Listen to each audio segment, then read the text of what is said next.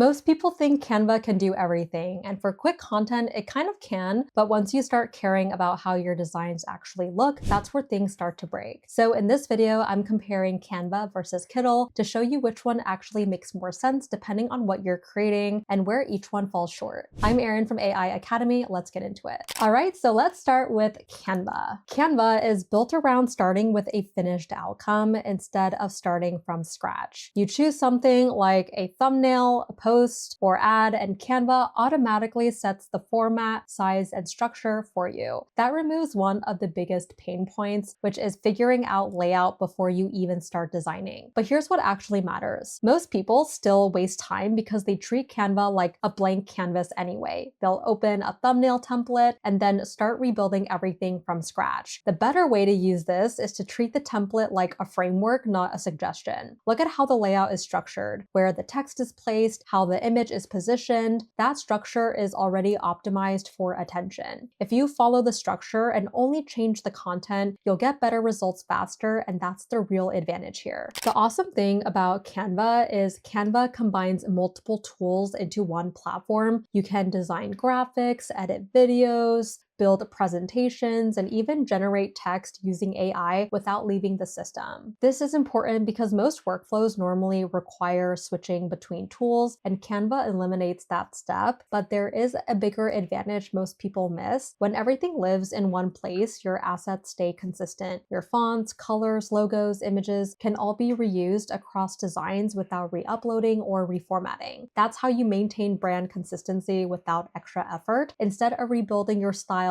every time you're just reusing it. Everything is centralized. Design, editing, exporting, it all happens inside of Canva, which makes it easier to stay consistent when you're creating content frequently, but this also changes how you should think about workflow. Instead of designing one piece of content at a time, you can batch everything. You can duplicate designs, swap text, change visuals, and create multiple variations in minutes. And that's honestly how people scale content, not by designing better, but by designing faster using repetition.